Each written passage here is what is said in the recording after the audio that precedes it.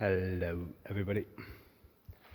Yeah, let's make another video. It's a long time I made a video how things go, what's happening, and now with monthly news gone, we have pretty much nothing. There's no posts or blogging or anything like that, which would go beyond, yeah, let's say the fancy Instagram pictures is all what we're gonna see recently.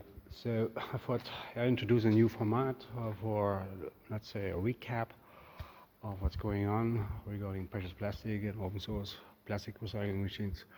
And yeah, just gonna watch now at the last 1 month and eventually some stuff a bit more before, but yeah, let's start with the extrusion. So after 2 years we have finally a better housing. We did this at the beginning in a much more, let's say, massive block with our basically angle brackets down here. Problem was to get these holes matching with the laser cut panels in front, right, and get everything nice together. And you don't want to have these bolts, not fitting, which can be really tedious to open and close. Anyway, so we replaced this one also for other reason with this one because we wanted to have a little bit more flexibility and mounting possibility, because we build the stuff and sometimes you would like just to try a few new things. So we have now here also the a little door to add some redundancy, because I noticed already I would like to have a switch more, but if that is installed, it's hard to get out again, and then on top people don't have the right tools to get through 2mm stainless. So this one can be replaced, right? And on top we don't package the electricity and all that into one plug anymore. We have an extra cabinet now, which you should do too. All right. So there's nothing actually changed about the bearing housing. It's still very simple, no exotic parts like you have from precious plastic, shaft locks and all that, or clamps, which you can only find in the Netherlands or in France. We really tried to get the staff and build that design, but at the end it's still a very simple extruder, right? It's just a third more than the version 3, right?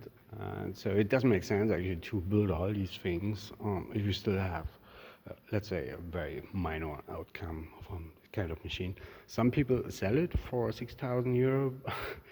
Well, I don't think this. Whatever you put in here, it will be minimal. All right. So what's new? We have now this hopper mount with some cooling ribs on here, right? And of course a new hopper, which is really difficult to do if you don't know about metalwork too much. So this is laser cut. There are 2 segments. You have a cone here, and this one. This is relative easy to roll, but still it's difficult for some. And this one needs to be hammered on an anvil, which I did the first time like that. It was very educative, let's say.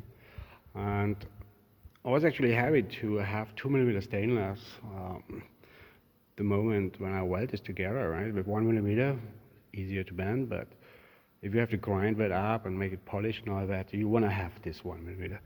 And so my first time I did this, you see, it's still not perfect. But the behavior is really nice. The plastic goes in, right, and it's then almost empty down there, right? And there is no melting at this point. This does really its job. It's fantastic. You could mill that on the manual if you're good at it, right? We cut it now on the CNC. All right. Okay, so we have now also some projects running around this extrusion, and so the last one, and really challenging one, is to have a pallet cutter the industrial way, and I'll show you in a moment. But it didn't work for this material. This is basically industrial stuff the client is using to make industrial, water bottles. So they blow it up and it's coming out like honey, but as soon as it's getting into exposed to room temperature or air, just it's very reactive and yeah, uh, does really strange things. I'll show you that in a moment. So, so we had to go back to another approach. Let's say the classic approach, we extrude filament, right? Put it over some cooling and then put it through, let's say a Bowden extruder or something like that, and then we cut it off. And it looks very promising already. Eventually we do 2 streams, right? And yeah, later more about this. And it looks as though we do this now in separate modules. So we make a smaller version of this with all these mounting possibilities and holes, a bit more thin to house basically the electronics for this cooling system here. So this has been basically copied from QI Tech. It's a German little new company, let's say. They do filament winders and all that. And it made sense to air cool this filament just, and yeah, having not to mess around with water baths or anything like that. It works quite good, I must say, and we're just going to extend this now a little bit more for more cooling. You don't want to cool it down too much, it's getting then just too stiff to be rolled, right, for the extruder, or more pulleys, we will see. As you can see, we use this CPU coolers. And the question was, how do we interface that? So there are these extra external PWM, pulse generators, I'd say, and you have this 4-pin plugs, and you just plug it in, and we have some power source, 12 volts, and that's about it. All right, so let's see how this goes. But to come back, yes, we're going to make a lot more modules, one for the cooling here, one box, one housing, and another box for the actual pallet cutting part, especially if we want to scale it up for 2 or maybe 3 streams. We will see how good we can cut this here. It's quite tedious to dial in the temperatures and the entire process, I must say. A lot of things can go wrong, and one thing I noticed is that the screw friction is so strong you can't get below certain temperatures, right? That means, it's coming out, it's too much honey-like, let's say, right? And so now we're gonna cool, as they do on industrial extruders, cool down basically the heat bands from the bottom. I will see what goes best. And this is also what we see in the industrial extruders. They have these massive big heat bands, mostly ceramic, and then the heating elements around, and then from the bottom some extreme strong fans, right? So I checked already the Rex C. This is what we use at the moment because the Inkbird is out of stock, let's say.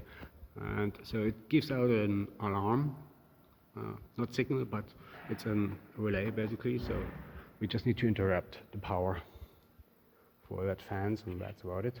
And we're still gonna use some speed regulation for one of these. All right. Okay, so nothing special about this, except we use this time this GT variant of this Ring Young inverter, and I must say it's notable better. The terminals, you have a little bit more space and all that, but also the fan is just activated when you really use the motor, okay? And it has the Modbus interface, finally, a good one. All right, so let's go to the next little past project. So as you know, we did this bigger version of Elena, quite a popular injector in the community, being copied now already by a number of older and newer names, of course with no credits back, but okay, that's what it is. So we have here a bigger barrel this time. We have 30mm planche, and it's a little bit longer, and Also a bigger nozzle this time, right? And a second gear, which was quite hacky, let's say, to weld a bigger shaft through this small gear down there. So the transmission is 1 to 2, which means you have double power, but you have to turn that thing double fast. All right. Okay, so nothing special about this, but yeah, the actual reason why we made this bigger one was a customer who wanted, yeah, let's say small containers for, yeah, or yeah, his products basically, and he wanted quite a lot per hour, so we had to find our way to make this fast and possible, good as possible. So that's why we have here a big mold, 4 cavities. And so the first tests unveiled already a lot of problems, and eventually we canceled the project. We are not sure yet. And so I use this clear plastic from the other project, say, to make bottles with that. But I love clear plastic. You can see what's going on with the process and the machine.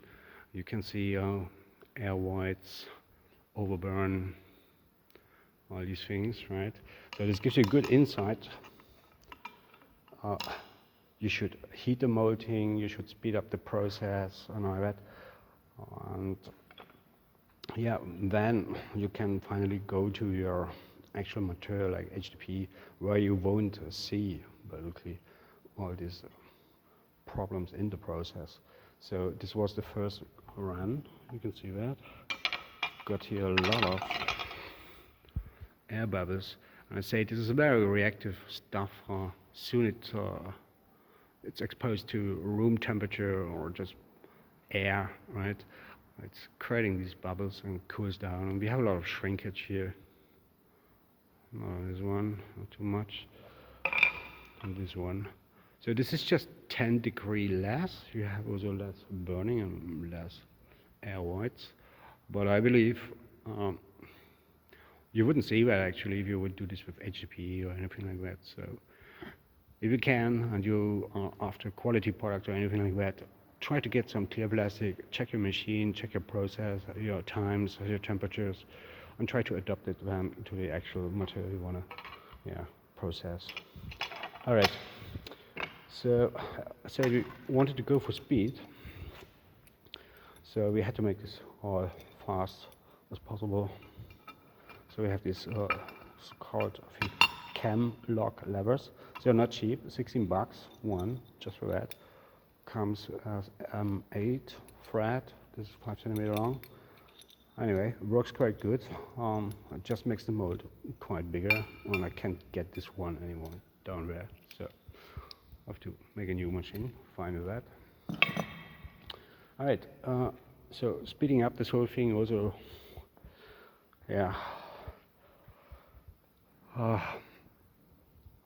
forced us somehow to speed up this whole feeding process on the injector, right? So we thought, okay, let's melt this plastic before, and we use a feed screw. I wanted to test anyone or try to build a small one. So this is a robotic screw, 60 millimeter, and childishly I tried this NEMA 34. So with this hard stuff, industrial stuff, it's just too slow, and it jams and all that. So I got another gearbox for here, but it's run really too slow. Maybe the stepper is just too old, or it's shit quality. I can't remember where I got it, but yeah, that's stuff I usually have in the shelf from old projects, and sometimes they just fail on me after years. But okay, I won't try another one like a AC servos. They are usually a little bit weaker than these ones. Depends what kind of money you spend on there. You can get one for 800 bucks, right? I don't think it's worth the money to invest in this thing here. It's possible maybe with a NEMA 42, a little bit bigger, right, to get on speed. But yeah, let's see. I'm gonna replace this whole feed screw now with the new version 3.5 extruder, which is basically just yeah, let's say a follow-up of the purchase plastic version 3 extruder, better screw, better barrel, and finally a real bearing housing as we already do, right? And so we're gonna have this a regular gearbox motor for this extruder, right? 1.5 kilowatt. So I use this now on this precious plastic version 3 shredder. I don't know if this is actually really working well, but okay, let them do. So yeah, we're gonna build this extruder you can use on its own, right? So, and just attach it basically here to the barrel. I need some extra structure, of course, to hold this good in place. And the adapter is basically pretty much the same as so it's just a modified hopper mount, as you see. So we just have a flange for the screw, right? Very simple to do. This is not so simple to do. You can make it on a mill, right? If you're good at it. But on the CNC it's like, I don't know, 10 minutes and comes out quite good. So we have this barrel going for here, and then we have a fume exhaust pipe. I'll show you in a moment. It's another story over here. And then the mount for the motor. I don't know how you want to call it. Coupling housing. Yeah, I don't know. It was a bit challenging to reach where the bolts ran, right? So I slotted through here, as you can see, to assess that. Alright. I'm gonna maybe go on with a small extruder like that to maybe try kind of sheet plotter later on, if I have time left this year. But yeah, this is the last notable modification we did. So we have finally a hopper where you can install that, and I checked there's really no smoke coming out there at all anymore if you install that stuff. So this is 40mm standard stuff apparently, so this fits with the BSPT size. So 40mm is kind of magic. It exists in the metric world and it exists in the imperial world. Happy about that. And also here I was really happy to get a little bit more creative and use a kind of sheet metal-like approach and hammer that into place. It wasn't easy. I screwed up the first one, but the second one came out quite nice.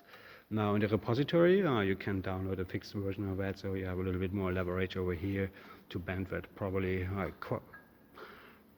Needed quite some fixtures to bend this at the right time and hammer this straight.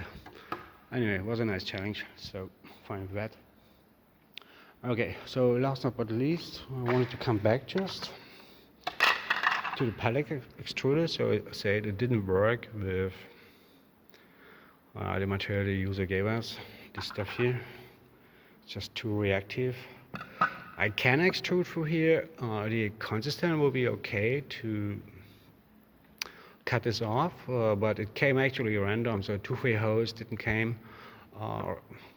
extrude through here, and if it was really slow and random. So, but the PLA came out actually quite nice, I must say. But also there I noticed PLA is quite demanding. It can be random if you don't set this up right. But even though you get it through here, right, to restart the whole process, you would have to open all that holes, or if you finish, you clear out this hose so you can stop the process. And this is not something the client wanted. He wanted just really one button, fill up the whole hopper and go. So this is basically the cooling segment, which comes on top of the actual, let's say, how you call it. It's kind of flange. I don't want to open that up now, but also that. Okay, fuck it, let's open it. Okay. So this is all mild steel here, as you can see, and we would have to chrome plate that. It's relatively cheap to do. Anyway, so it was quite challenging on my first time on the big CNC, at least metal. I did CNC or 20, 30 years ago. Oh, 20. Anyway, so yeah.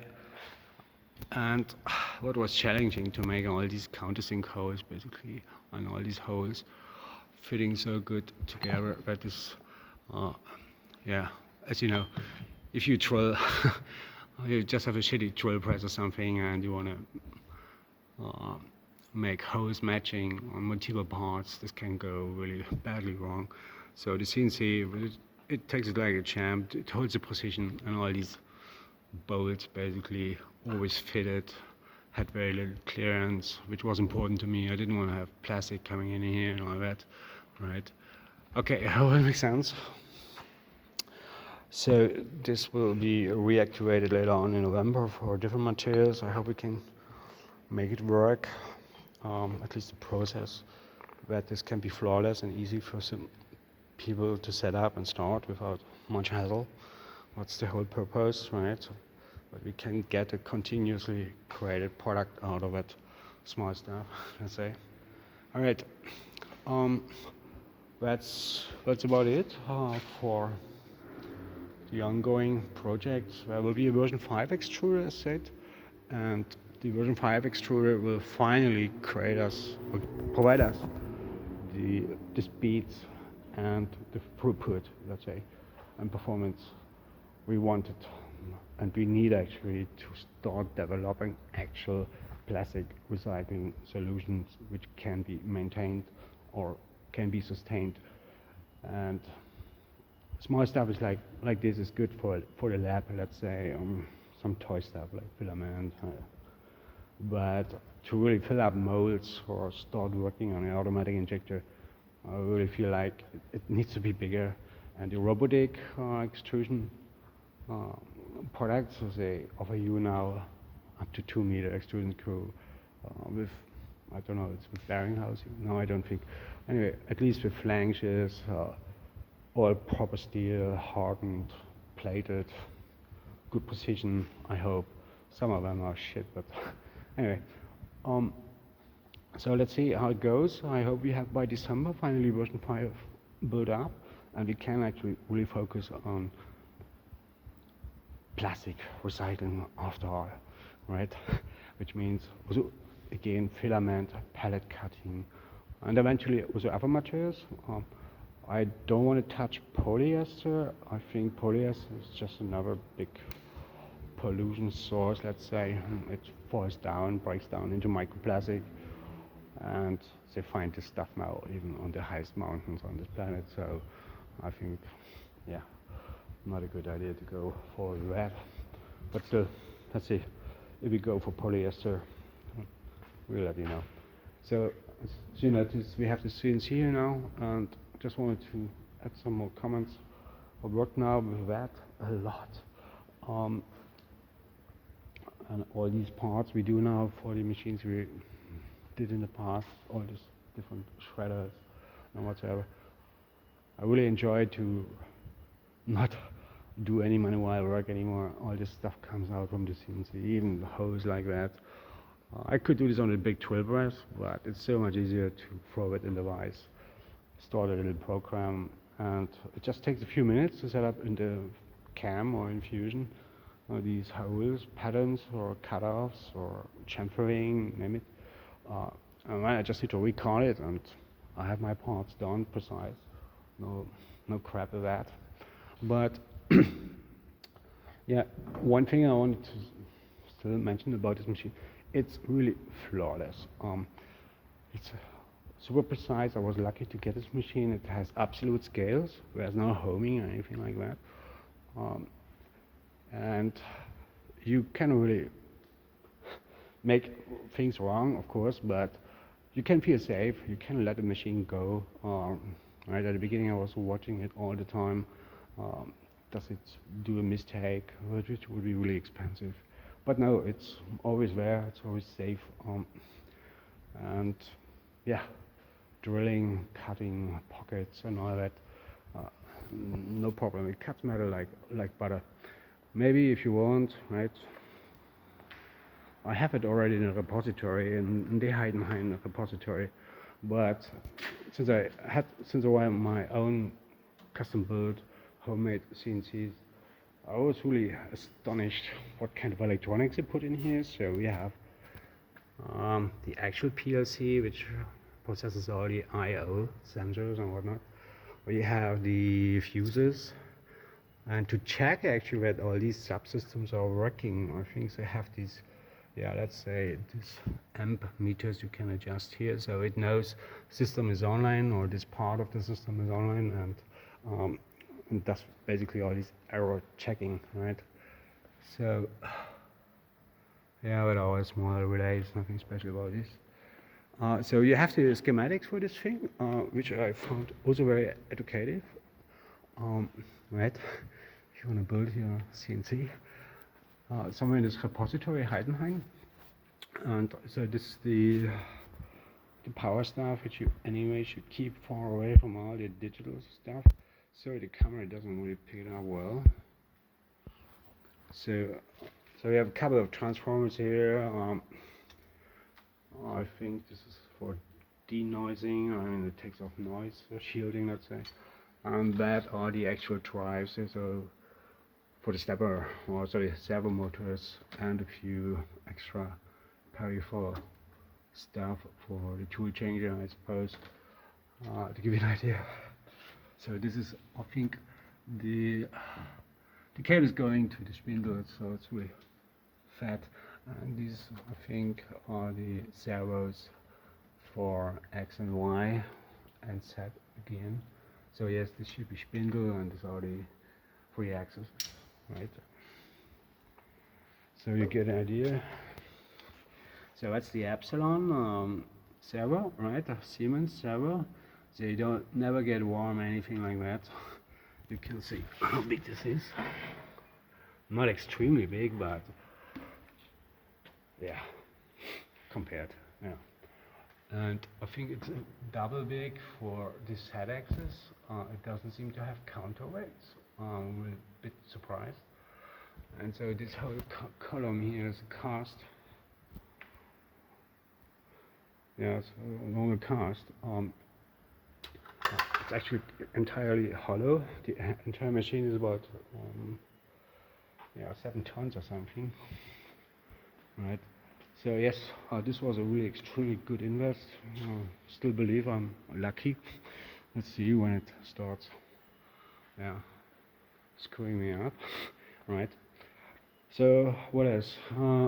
As mentioned already, the probing system comes out really good. So this one is a tool height measure, right, and it takes it really super precise. Why is it that important? I mean, alone this little guy came 3,000 or 4,000 bucks, and then you still have a regular probe, right? And without that probing, it would be really screwed. I know it from the home machines. It's always a pain in the ass.